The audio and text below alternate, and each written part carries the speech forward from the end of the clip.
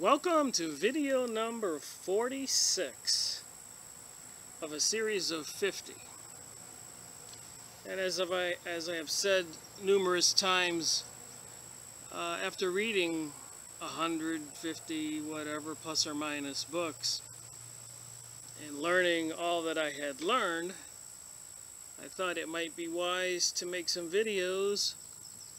Freemasonry and Satanism book review. I started out with 1 through 25 and realized that wasn't going to put a dent in my stack of books that I had read, and that the information was not complete, and I didn't want to change into a different title or series, so I changed it to 1 to 50. And now that I'm at 46, I could change it 1 to 100. There's so much to know, but we have to draw the line somewhere. So I'll leave this at 1 to 50. Anyways, today's book, a bomb of a book, by the way, and a summation of a lot of the material in all the other books. Behold a Pale Horse by William Cooper.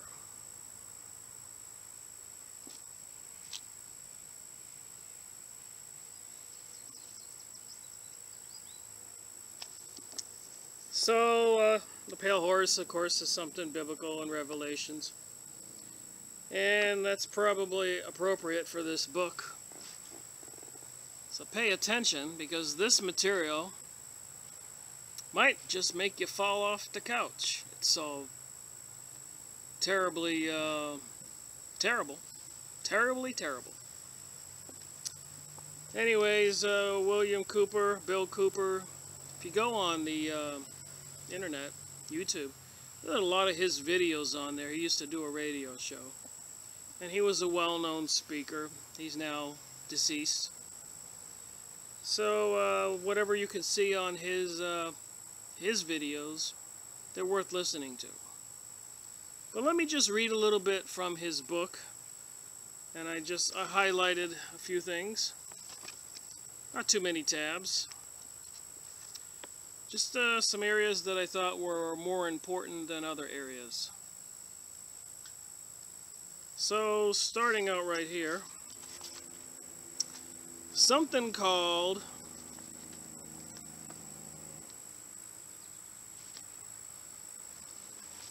the Illuminati's Declaration of War upon the People of America. Silent Weapons for Quiet Wars. Welcome aboard! This publication marks the 25th anniversary of the Third World War, called the Quiet War, being conducted using subjective biological weapon, fought with silent weapons. This book contains an introductory description of this war, its strategies, and its weaponry. I'm just skipping around. This manual is in itself an analog declaration of intent. Such a writing must be secured from public scrutiny. Otherwise, it might be recognized as a technical formal declaration of domestic war. I wonder how many people out there don't realize that we are under attack. Sky spraying comes to mind. HAARP, H-A-A-R-P. If you look at the powder, the stuff they spray in the sky sometimes, you can see the ripples. And then the economic destruction that Alan Greenspan talked about. And the wars in the Middle East and the Ukraine, and just the continued staffing up, arming up the police departments all over the country like they're SWAT teams. Against whom? Us? Me? The solution of today's problems requires an approach which is ruthlessly candid, with no agonizing over religious, moral, or cultural values. So to solve today's problems, they have to be ruthless and can't agonize over any moral or religious cultural values. So they have to be satanic in nature. I do recognize this document based upon the document's own admission as a formal declaration of war by the Illuminati upon the citizens of the United States of America. I acknowledge that a state of war exists and has existed between the citizens of the United States of America and the Illuminati aggressive based upon this recognition. With the creation of the maser in 1954, it's like a laser, probably much more potent and ugly. The promise of unlocking unlimited sources of fusion atomic energy from the heavy hydrogen in seawater and the consequences availability of unlimited social power was a possibility only decades ago. So they do have the technologies to give us free power. But therein lies the problem. They don't want it out there in the public at this time. The combination was irresistible. The quiet war was quietly declared by the international elite, the Bilderberger Group, at a meeting held in 1954.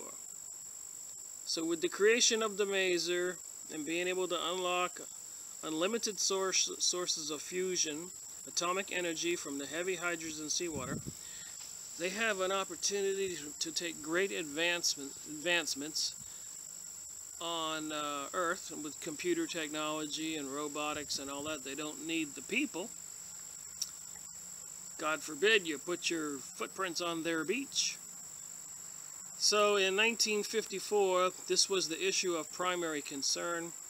Although the so-called moral issues were raised in view of the law of natural selection, it was agreed that a nation or world of people who will not use their intelligence are no better than the animals who do not have intelligence. Such people are beasts of burden and stakes on the table by choice and consent. Consequently, in the interest of a future world order, peace and tranquility, it was decided to privately wage a quiet war against the American public with the ultimate objective of permanently shifting the natural and social energy wealth of the undisciplined and irresponsible many into the hands of the self-disciplined, responsible, and worthy few. Oh my God.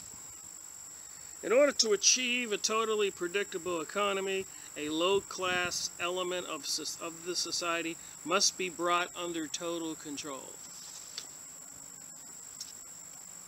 Looks like they're working that way, doesn't it? They must be housebroken, trained, and assigned a yoke and a long-term social duties from a very early age before they have an opportunity to question the propriety of the matter.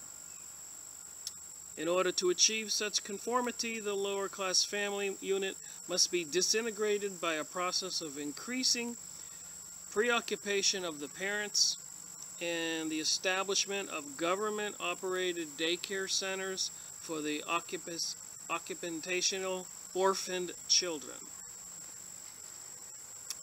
So they want to take your kids. And they want you to be too busy trying to survive. Description, introduction of the silent weapon. Everything that is expected from an ordinary weapon is expected from a silent weapon by its creators, but only in its own manner of junctioning. It shoots situations instead of bullets, propelled by data processing instead of chemical explosion, originating from bits of data instead of grains of gunpowder, from a computer instead of a gun, operated by a computer programmer instead of a marksman, under the orders of the banking magnate instead of a military general. Sounds like this is the Illuminati coming after the people, and that's what they said here. The Illuminati have declared war on the people. It's a biblical thing, because remember, they worship Lucifer. So everybody will have this mark of the beast, 666. It makes no obvious explosive noises, causes no obvious physical or mental injuries, and does not obviously interfere with anyone's daily social life. Ha ha! You believe that? The public cannot comprehend this weapon, and therefore cannot believe that they are being attacked and subdued by a weapon. When a silent weapon is applied gradually to the public adapts to its presence and learns to tolerate its encroachment on their lives until the pressure, psychological via economic, becomes too great and they crack up. So you're probably wondering, where did this weapon come from? So I'll go back to the beginning here. The author's note: I read top secret documents which explain that the silent weapon for quiet wars is the doctrine adopted by the policy committee of the Bilderberger Group during its first known meeting in 1954. A copy found in 1969 was in the possession of naval intelligence. The following document, dated May 1979, was found on July 7, 1986, in an IBM copier that had been purchased at a surplus sale. So somebody had been copying that Quiet War Declaration document.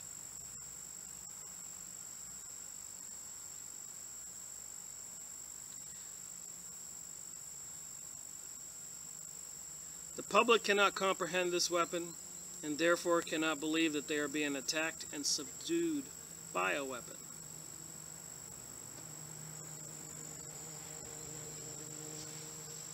Therefore, the silent weapon is a type of biological warfare. It attacks the vitality, options, and mobility of the individuals of a society by knowing, understanding, manipulating, and attacking their sources of natural and social energy and their physical, mental, and emotional strengths and weaknesses. Theoretical introduction. Give me control over a nation's currency, and I care not who makes its laws. And that was Mayor Rothschild's, 1943 to 1812. So they knew what they were doing and planning a couple hundred years ago. Today's silent weapons technology is an outgrowth of a simple idea, discovered, succinctly expressed, and effectively applied by the quoted Mr. Rothschilds. Mr. Rothschilds discovered the missing passive component of economic theory known as economic inductance. And like I said, what they do, which is interesting, I was thinking about this today when I was reading this. I read this book several years ago for the first time. But when we had the 9/11 event, and then the interest rates were very, very low, and they were giving home mortgages to just about anybody.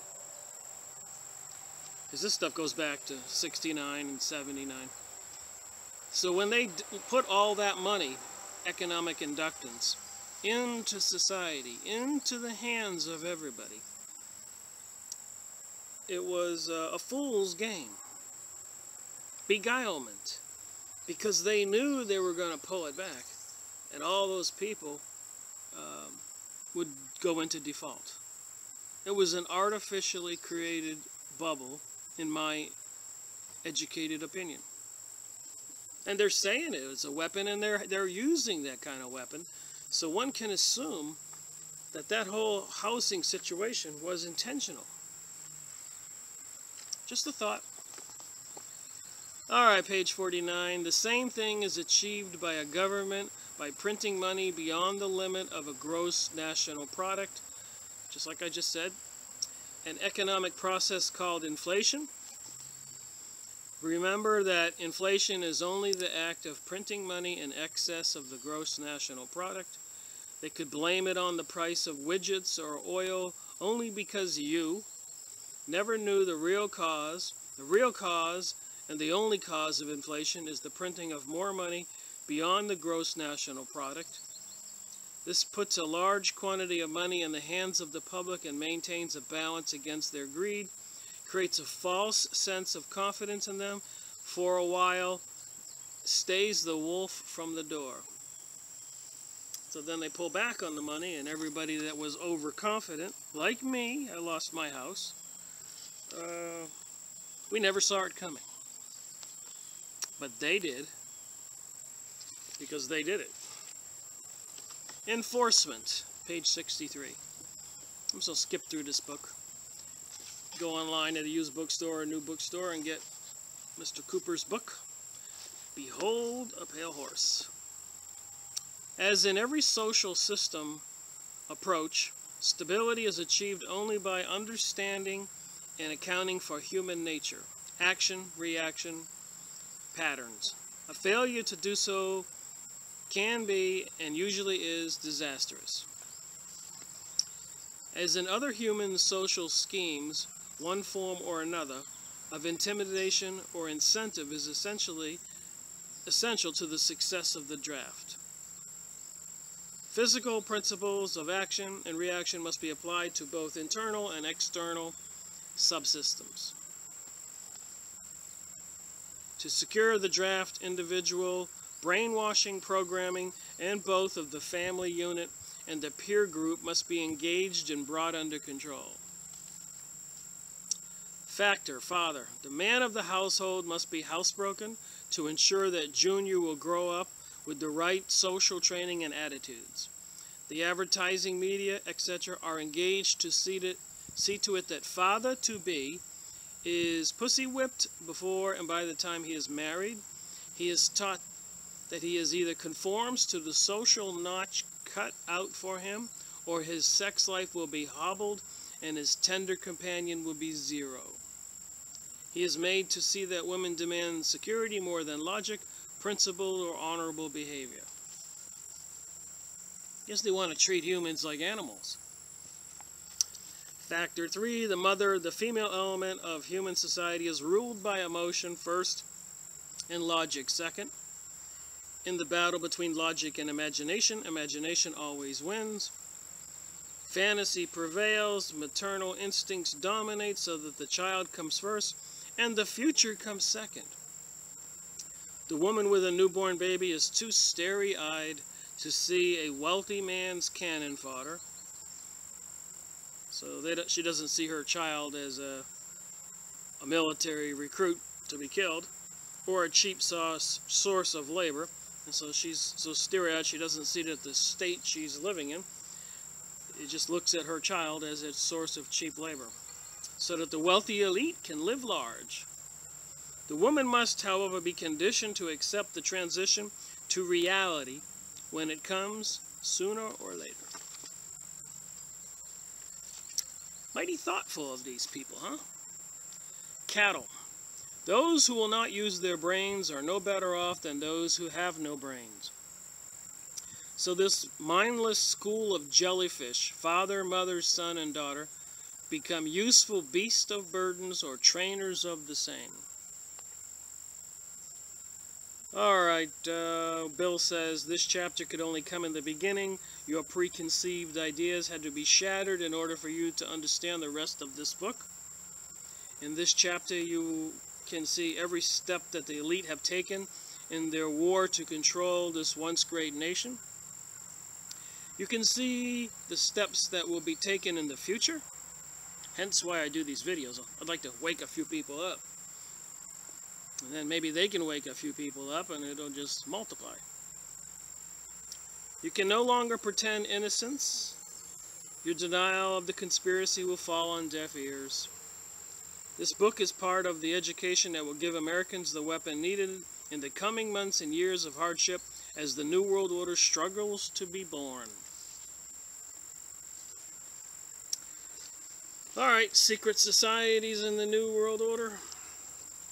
Remember we talked about President Wilson in my other videos, and how he was the one that was in cahoots in 1913, December 23rd, while the congressmen were on Christmas vacation. and worked behind the scene with the Rothschilds and the Illuminati to create the Federal Reserve, owned by the Bank of England, owned by the Rothschilds and controlled.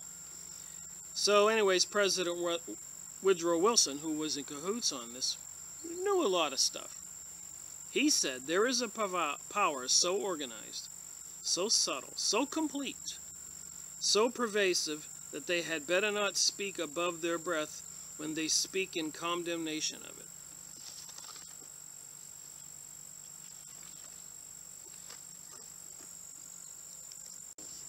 Moving on. The most important of all these ancient groups, and I'm just skipping around, well, might not be getting the first part, but the highlighted parts are important. The most important of all these ancient groups is the Brotherhood of the Snake, or Dragon, and was simply known as the Mysteries. The snake and dragon are symbols that represent wisdom. The father of wisdom is Lucifer, also called the light bearer. Notice the Statue of Liberty carrying the torch, the light bearer. The pictures of the devil we looked at with the torch on his head, the light bearer. The Olympics, they got the guy running with the torch, the light bearer. People competing. The focus of worship for the mysteries was Osiris. Remember, on the dollar bill is the all-seeing eye. Basically, that's Horus, who is Osiris's son on the Egyptian hieroglyphics.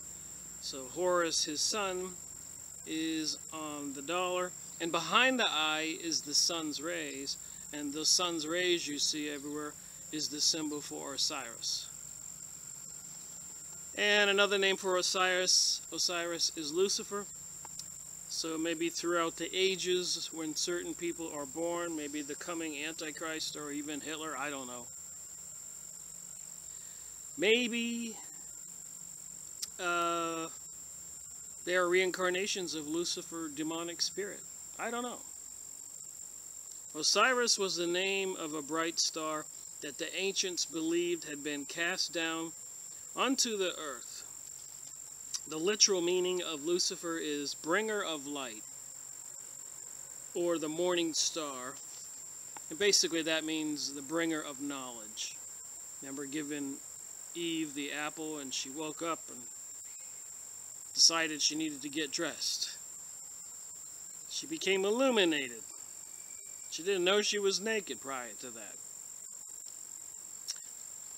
Alright, after Osiris was gone from the sky, the ancients saw the sun as the representation of Osiris, or more correctly, Lucifer.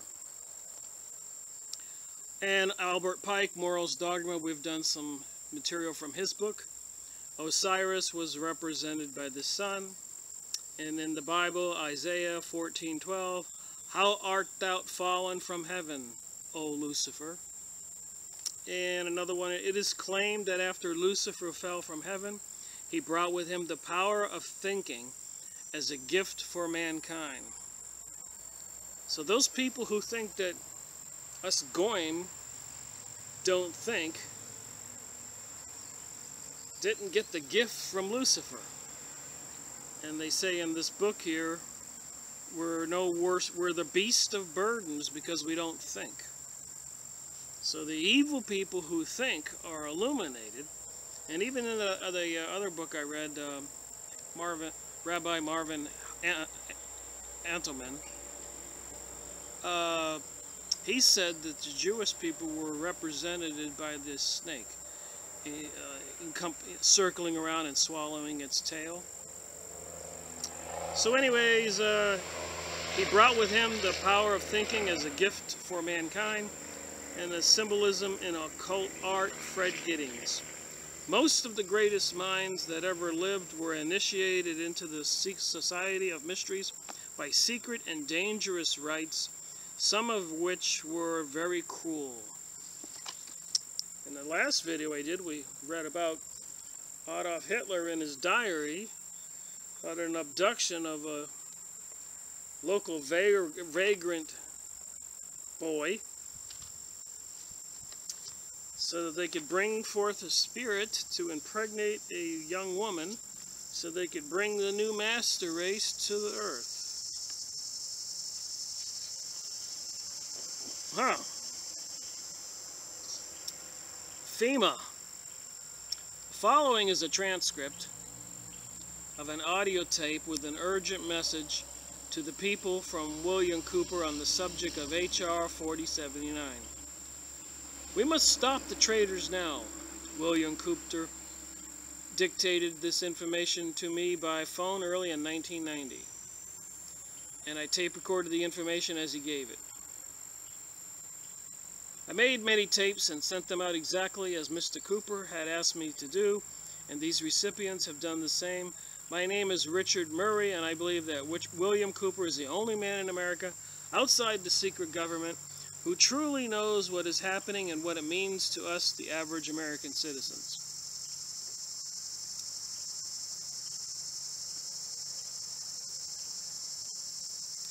There's a guy by the name of Buster Horton.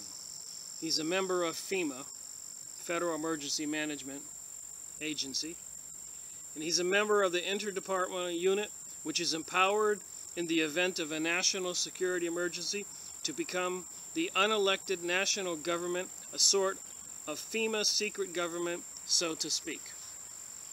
So a lot of people are concerned these days right now that I think today, the 28th of August, 2014, it said in the news that Russia and the Ukraine are firing bullets at each other and killing each other. So I'm just saying, whatever they fabricate, whatever they contrive, crashing the dollar, World War III, terrorism threat, ISIS, plague, and they declare martial law in the United States and demand that every citizen surrender their weapons to maintain peace. Then begins the game of slavery for the world. A pretext for invoking these emergency measures can be found almost daily in the newspapers.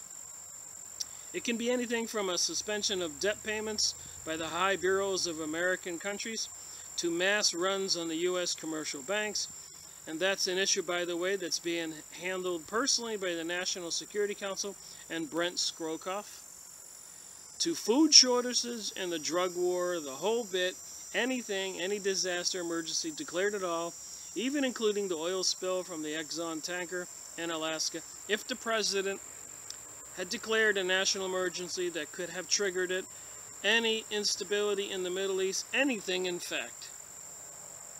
So whenever they decide to pull the trigger, you won't be going to the gas station to buy gas. You won't be going to the grocery store to get groceries.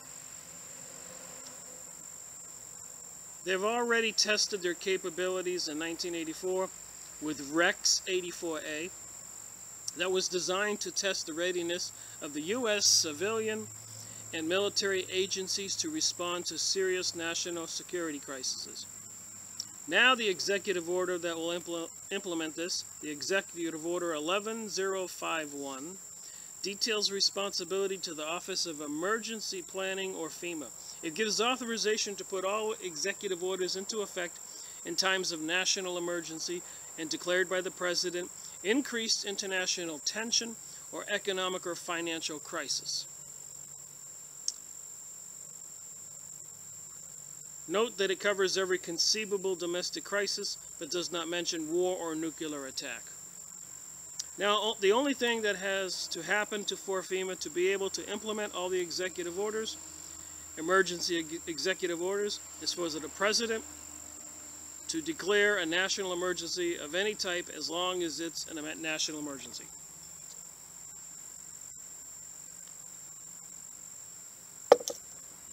Sorry about my reading today. I'm not getting these words right. But the information's what's important, so hang in there. Executive Order 10995, Takeover Communications. I'm not going to give you the number, I'll just tell you what it is. Takeover of Electric. It's a long list here. Takeover of food resources, all modes of transportation, highways, seaports, mobilization of civilians into work brigades, under government superstition, supervision. See what I'm saying? Can't seem to talk today. Provides for government takeover of all health, education, welfare programs. Postmaster General to operate a national registration of all persons. So everybody will have to get down and get registered. It's a mass voluntary enslavement, what it sounds like to me.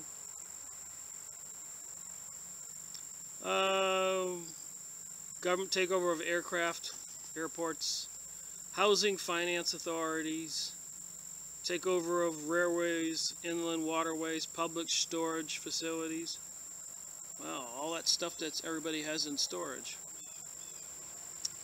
Now, all of these were combined under Nixon into one huge executive order, which allows all of this to take place if the president declares a national emergency, and it can be implemented by the head of FEMA, not by the president.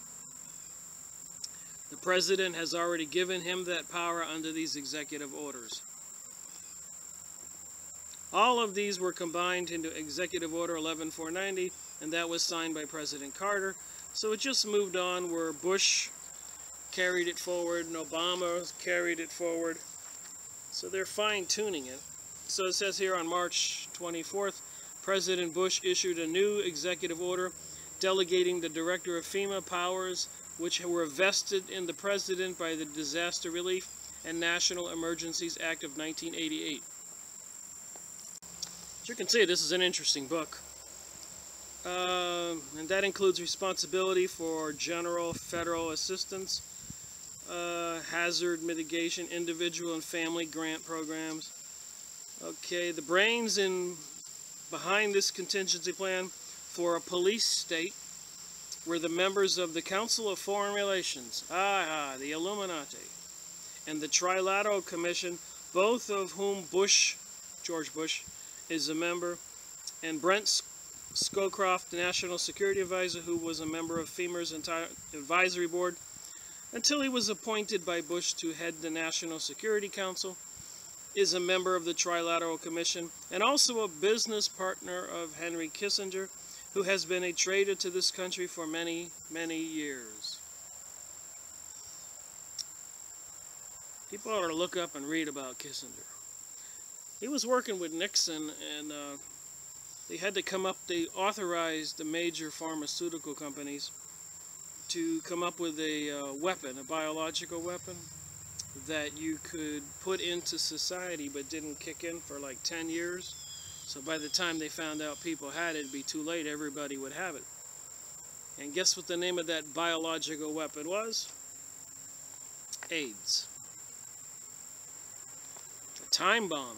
So you could put it in any city, spread it around, promote homosexuality, drag queens, bisexuality, adultery, and all that. And pretty soon everybody has the sickness. He wrote the seminal piece for the Trilateral Commission in the mid-1970s, recommending that democracy and economic development be discarded as outdated ideas. Whoa. That was Samuel Huntington.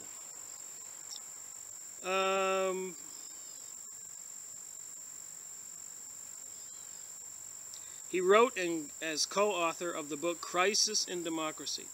We have come to recognize that there are potential desirable limits to economic growth. A government which lacks authority will have little ability short of cataclysmic crisis to impose people the sacrifices which may be necessary.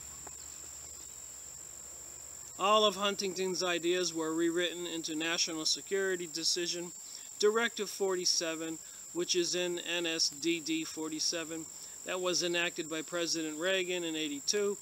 It identified important areas to be upgraded, such as the nation's industrial base, to maintain a national defense, but it nevertheless, and this is very important, laid the groundwork for the secret government's options to institute a police state, and its title is Emergency Mobilization Preparedness. So the world as we know it could be terminated at any time. So you think you're planning for your future, they're planning for your future. I'm not trying to be funny here, it's just some of this is too much to believe in Mr. Cooper's book. Who is loved by many. Following World War II, something happened that was to have tremendous significance. This is page 165. As you can see, I'm just scooting right through the book.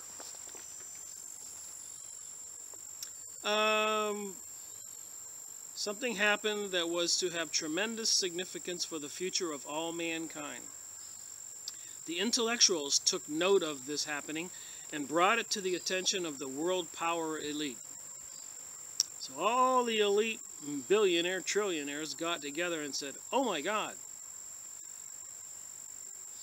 The elites were severely shaken by the predicted repercussions of this event. They were told that by and shortly after the year 2000, the total collapse of civilization as we know it and the possible extinction of the human race could occur. Well, it's 2014 and that didn't happen.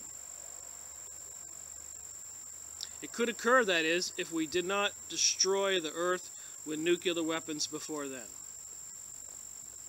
They were told that the only things that could stop these predicted events would be the severe cutbacks of human population.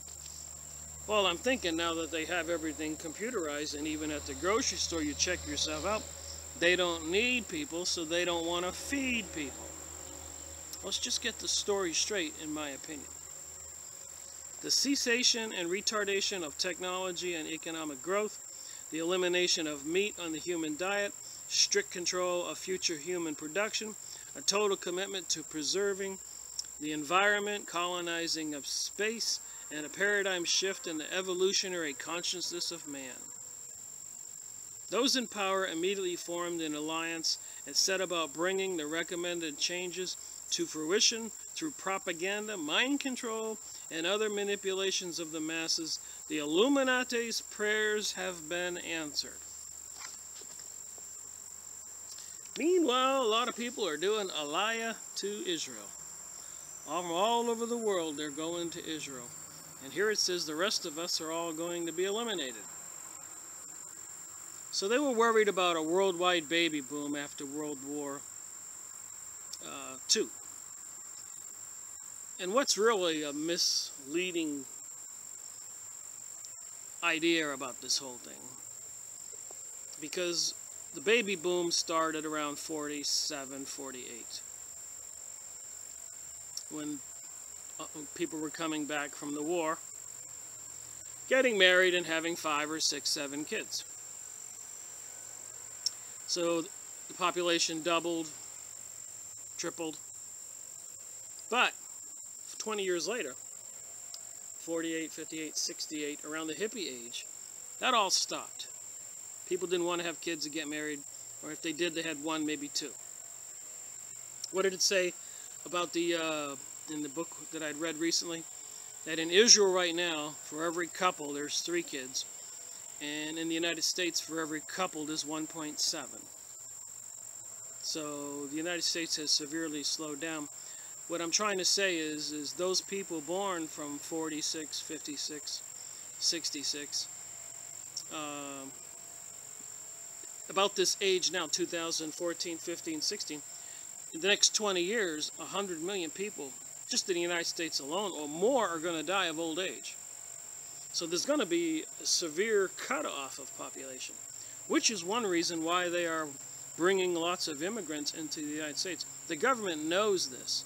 They know they're going to lose 1/3 of the workforce just for old age. Those baby boomers who were born in that 20-year period. The stuff they don't tell you.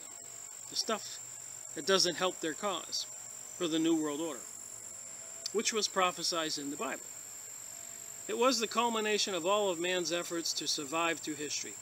It was modern medicine, better diets, heat in winter, pure running water, and a proper disposal of sewage.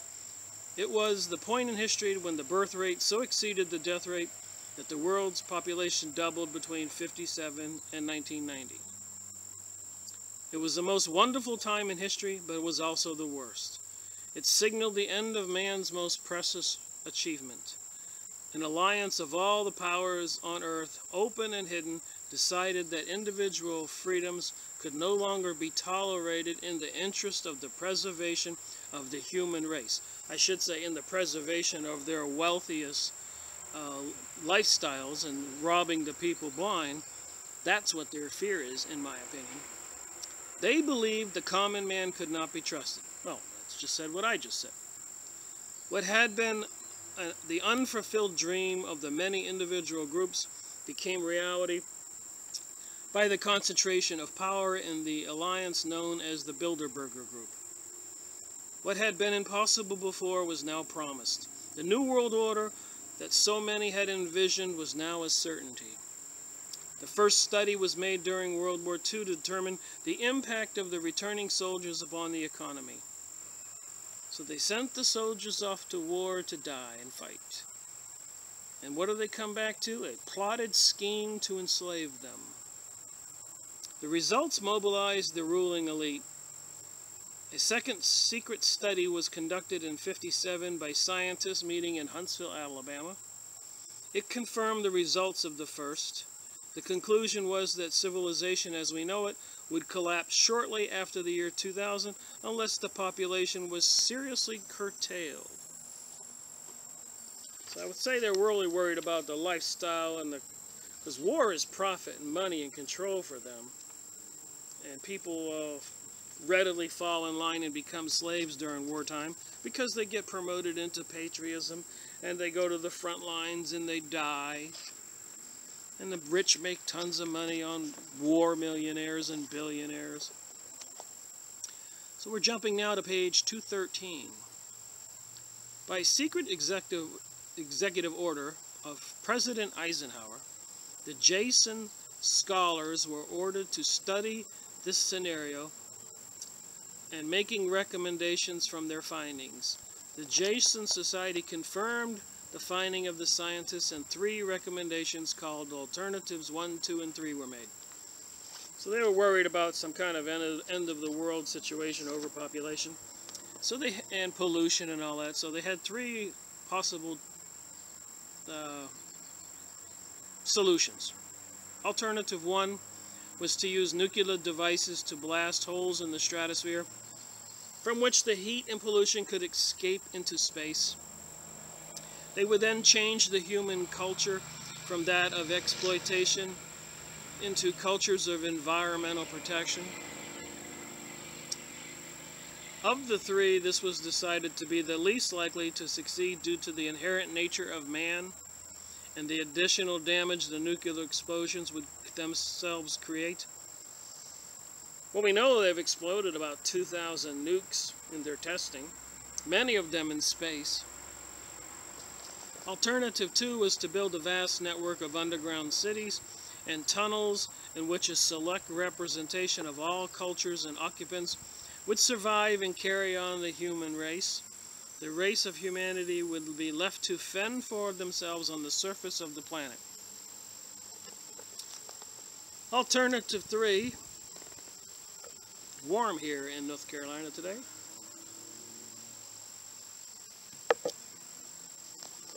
was to exploit the alien and conventional technology in order for a select few to leave the Earth and establish colonies in outer space. I am not able to either confirm or deny the existence of batch consignments of human slaves which would be used for the manual labor as part of their plan. So if they abducted tons of kids and taken them to Mars, the moon, codenamed Adam, was the object of primary interest, followed by the planet Mars, codenamed Eve. I am now in possession of official NSA photographs of one of the moon bases, and I believe the the Mars colony is also a reality. As a delaying action, all 3 alternatives include the birth control, sterilization, and introduction of deadly microbes to control or slow the growth of Earth's population. AIDS is only one result of these plans, as I just said. In 1959, the Rand Corporation hosted Deep Underground Construction Symposium. And in the symposium report, machines are pictured, described that could bore a tunnel 45 feet in diameter at a rate of 5 feet per hour in 1959. And you can go on the internet and look those pictures up from Rand, R-A-N-D. The ruling powers decided that one means of funding the alien-connected and other black projects was to corner the illegal drug market. So we all know, a lot of people know, the CIA and governments are controlling the drug market. The English and French had established a historical precedent when they exploited the opium trade in the Far East and used it to fill their coffers and gain a solid foothold in China and Vietnam, respectively. A young, ambitious member of the Council of Foreign Relations was approached. His name was George Bush. George Bush agreed to help and organize the operation in conjunction with the CIA. There you go. Not me, William Cooper. The official space program was boosted by Kennedy in his inaugural address when he mandated the United States would put a man on the moon before the end of the decade. At some point, President Kennedy discovered portions of the truth concerning drugs and the aliens. He issued an ultimatum in 1963 to Majesty 12. President Kennedy assured them that if they did not come clean up on the drug problem, he would, and he informed Majesty 12 that he intended to reveal the presence of aliens to the American people with the following year in order to plan to develop to implement his decision. Internationally, the operations were supervised by the Bilderberger Elite Committee, known as Policy Committee. President Kennedy's decision struck fear in the hearts of all those in charge. The Illuminati, Bilderberger groups, CIA with George Bush, all these people. His assassination was ordered by the Policy Committee, and the order was carried out by agents in Dallas. President John Kennedy was murdered by the Secret Service agent who drove his car in the motorcade, and the act is plainly visible in the Zoe Pruder film. Watch the driver and not Kennedy when you view the film. You can go on the internet and find that film. I've watched it. All the witnesses were close enough to the car to see William Greer shoot Kennedy, and were themselves all murdered within 2 years of the event. The Warren Commission was a farce, and the Council of Foreign Relations members made up the majority of its panel. Anyways, many other patriots who attempted to reveal the alien secrets have also been murdered throughout the intervening years. At the present time, over 200 material witnesses, or people actually involved in the assassination, are dead. The odds against this happening are so high that no one has been able to calculate them. The odds against the first 18 to die within 2 years of the assassination were calculated at 100,000 trillion to 1. Ooh, what do we have in this book? The Protocols of Zion. The thing I had discussed in the last 2 videos. I think I did 1 through 3 in the first video. I think that would be number 44. And then through 4 through 6 in video number 45. So I thought today I would simply do number 7.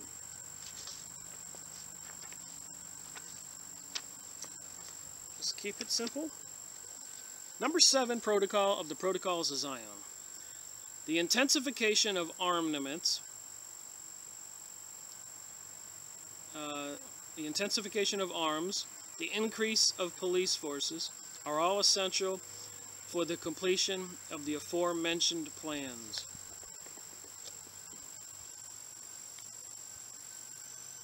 I've been doing a video every day, so I got a hoarse throat.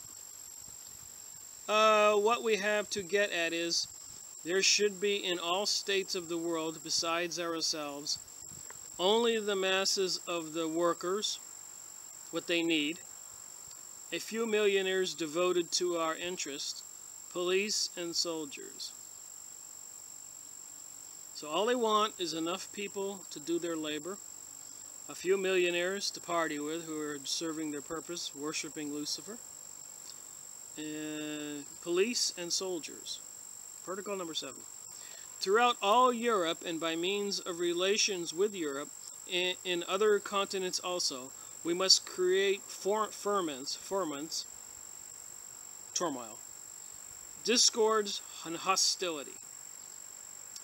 Therein we gain a double advantage. In the first place, we keep in check all countries, for they well know that we have the power whenever we like to create disorders and to restore order. So they're saying they can cause trouble and solve problems, just like they seem to be doing with the Fogarty thing and all the other situations where they get the riots going. All these countries are accustomed to see in us an indispensable force of coercion. In the second place, by our intrigues we shall tangle up all the threads which we have stretched into the cabinets of all the states by means of politics, economic treaties, and loan obligations. So all these problems we have in debt service is all intentionally created. In order to succeed in this, we must use great cunning and penetration during negotiation and agreements, but as regards what it is called the official language, we shall keep to the opposite tactics and assume the mask of honesty and complacency. Lie. In this way, the peoples and governments of the Goyim, non-Jewish people, whom we have taught to look only at the outside of whatever we present to their notice, will still continue to accept us as the benefactors and saviors of the human race. This is the Zionists, people living in Jerusalem and Israel. And I suppose the Illuminati and the banksters.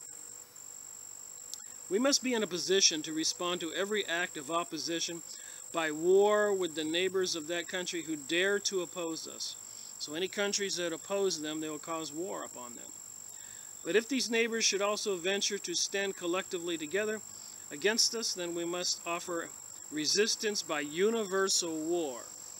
So if the people do not capitulate, they'll bring the pillars of civilization down around us. The principal factor of success in the political is the secrecy of its undertakings. The world should not agree with the deeds of the diplomat. The word should not agree with the deeds of the diplomat.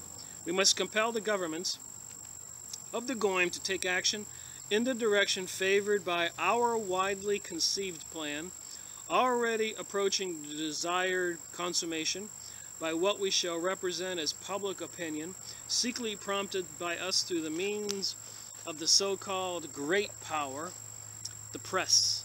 So the press is the great power, the way they deceive everybody, which I've been saying for years, which, with a few exceptions that may be disregarded, is already entirely in our hands. So they have the press in their hands, and they're saying it, and the people are believing what they're reading, and they're saying that's the way they plan it. In a word, to sum up our system of keeping the government of the Goyim in Europe in check, we shall show our strength in one of them by terrorist attempts, and to all, if we allow the possibility of a general rising against us. We shall respond with the guns of America or China or Japan.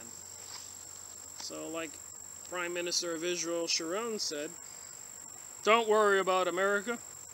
We control America. So America's going to be hated. Seems like it is. There was something else I found interesting. We're on page 366. 66. It's an apropos page number for what I'm going to tell you next. But apparently the military is involved in Satanism.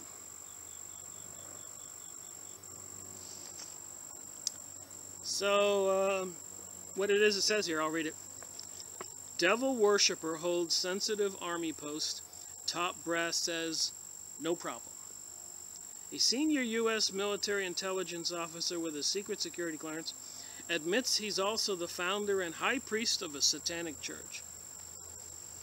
So this book just ties the Masonry, Freemasonry, and Satanism together quite nicely. And amazingly, the Army says no problem. Lieutenant Colonel Michael Aquino a 41-year-old former Green Beret, confirmed to the Inquirer that he's been involved in devil worship for 22 years.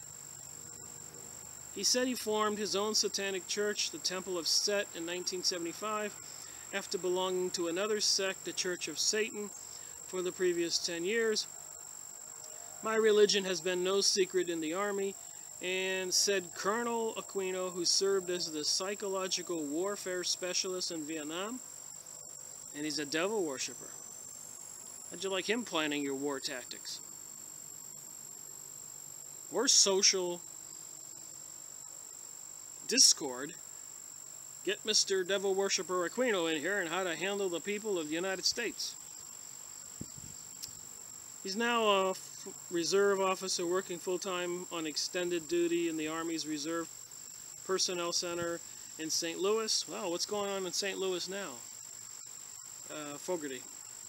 He admitted satanic terminology is used in his church's rituals, calling forth demons.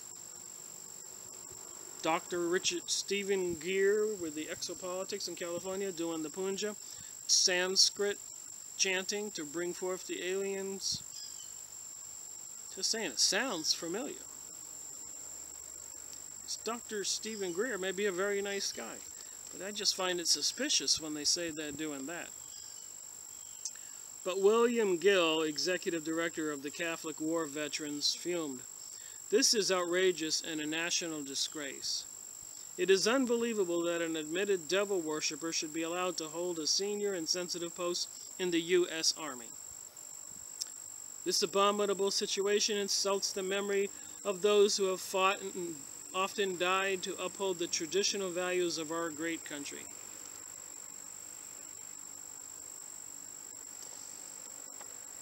All right, a little more. Page 457. This is an Israeli leader.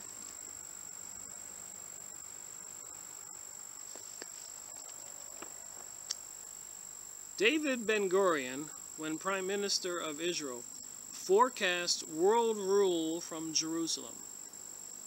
They plan on divvying up the world like this. And what they will do is it'll be a feudal system, a competing system. So they got 10 different blocks here, and everybody will be given certain duties, crops to grow, animals to do, coal production, mining.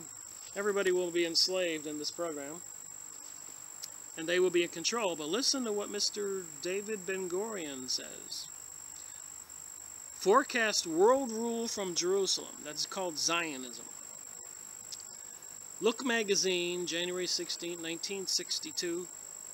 David Ben-Gurion, Prime Minister of Israel.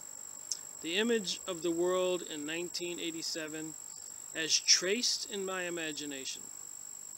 The Cold War will be a thing of the past. Internal pressure of the constantly growing intellectia in Russia, far more freedom and pressure of the masses for raising their living standards may lead to a gradual democratization of the Soviet Union. On the other hand, the increasing influence of the workers and farmers and the raising political importance of men of science may transform the United States into a welfare state with a planned economy. That's what they're trying to do. Western and Eastern Europe will become a federation of an autonomous states having a socialist and democratic regime, with the exception of the USSR as a federated Eurasian state. All the other continents will become united in a world alliance as those at whose disposal will be the international police force. All armies will be abolished and there will be no more wars. In Jerusalem, the United Nations, a truly United Nations, will build a shrine of the prophets to serve the federated union of all continents in Jerusalem. This will be the seat of the Supreme Council of Mankind from Jerusalem to settle all controversies among the federated continents, as prophesied by Isaiah in the Bible, higher education will be the right of every person in the world. A pill to prevent pregnancy will slow down the explosive natural increase in China and India, and by 1987 the average lifespan will reach 100 years. So I thought it might be appropriate to do this particular book at this time.